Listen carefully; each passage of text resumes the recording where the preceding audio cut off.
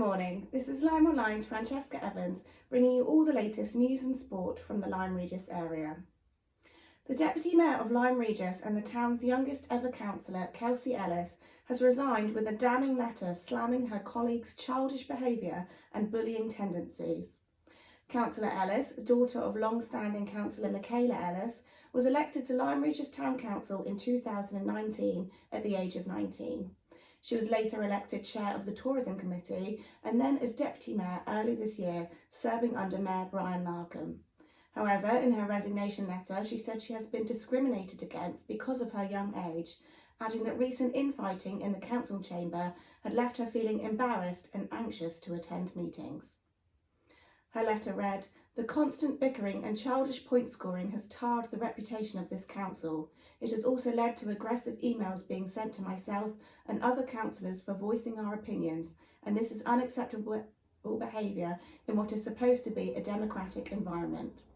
It was my honest belief that after our members' away day, this behaviour would change. However, it has now become clear that despite repeated requests to certain council members to let past decisions that have gone against them rest and move on, they have decided to repeatedly bring the past into council meetings, which has fostered an uncooperating atmosphere and borderline bullying tendencies. This has now led into making what is supposed to be a voice piece for the town of Lyme Regis into a dysfunctional council that cannot work as a team." Miss Ellis added that the attitude towards her age would discourage other young people from standing for election or taking an interest in local politics, and that she had to stand down for the sake of her own mental health. Her resignation comes just a few months after the Mayor of Lyme Regis called for councillors to respect one another after a spate of bickering. Councillor Belinda Borden has also previously said she felt uncomfortable and intimidated at meetings, and Councillor Cheryl Reynolds this week said she had been left so upset by a meeting between the Town Council and Lyme Forward that she had to seek medical advice. Kelsey's resignation came at the end of a marathon 4-hour meeting on Wednesday night, with 2 hours spent debating whether to continue paying a £10,000 a year grant to community interest company Lyme Forward. Concerns have been raised about the governance and financial transparency of the organisation, but it was eventually agreed to continue with grant payments after Lyme Forward Chair Sue Davies and several councillors claimed the organisation was being singled out and discriminated against.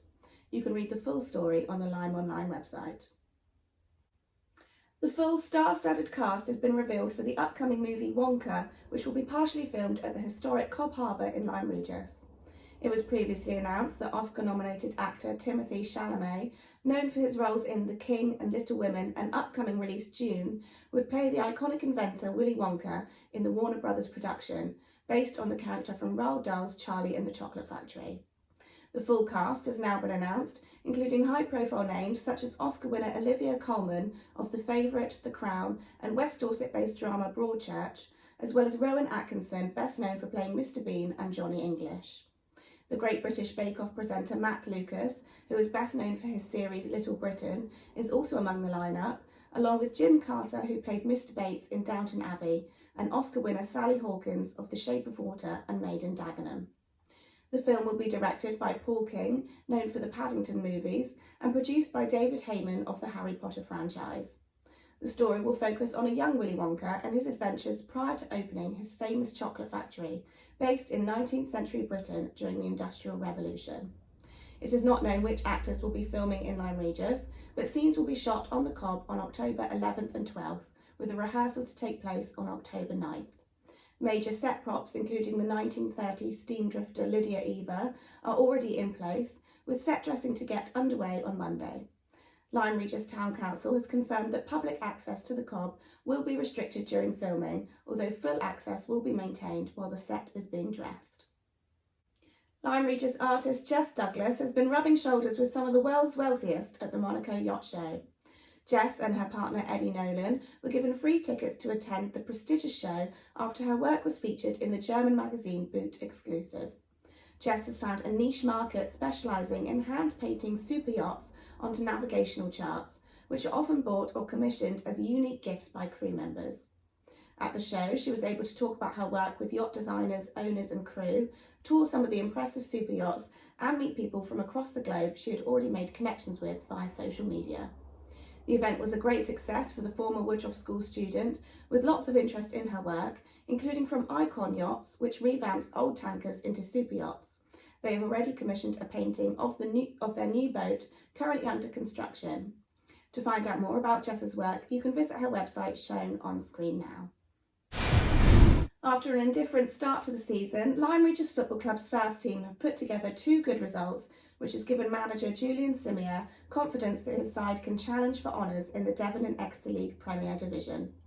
Last season, the Seasiders won the Premier East Division, which in the end was reduced to just 5 clubs due to the coronavirus pandemic, but they lost the playoff with Lapford to decide the overall Premier winners. This season, the Premier East and West Divisions have been amalgamated, but in the last 2 weeks, Lyme has demonstrated that they are able to compete among the best. After drawing 3-3 at home to Lapford with a late header from Fred Parsons, the Seasiders travelled to Dawlish United for a convincing 4-0 win, with the goals being shared by Brad Rowe, Mark Bailey and Tom Bastin. After the game, Simier said his side had got their spirit back and was enjoying their football again. Tomorrow, the Seasiders are at home to Exeter University, where another 3 points will be essential to keep pace with the Premier frontrunners. Lyme Reserves have made a good start to the season, winning 7-2 last Saturday against Hemyock. Tomorrow, however, they face a sterner test with a trip to Division 6 leaders West Ex Park Rangers.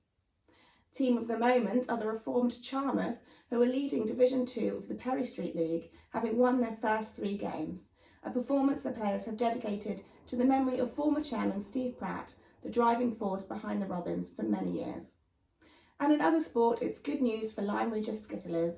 The league committee is calling a meeting of team captains later this month with a view to starting again in the new year after a protracted break caused by the pandemic.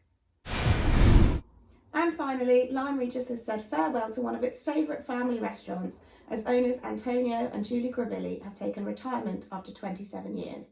The couple opened Antonio's Trattoria in Church Street in 1994, the first restaurant in Lyme Regis to serve continental cuisine. Antonio and Julie have served 4 generations of families over almost 3 decades, and the restaurant has become such a firm favourite that one customer from their opening night also dined with them on their final night in September. The couple will be keeping their family home in Church Street and leasing the restaurant below, with hopes it will remain a traditional trattoria. They will be splitting their time between Lyme Regis and the North East to be closer to their daughter. Thanks for watching LymeOnline's video news bulletins. You can visit our website throughout the week to stay up to date with all the latest local news, or follow us on Facebook, Twitter and Instagram so you never miss a thing. Have a great weekend.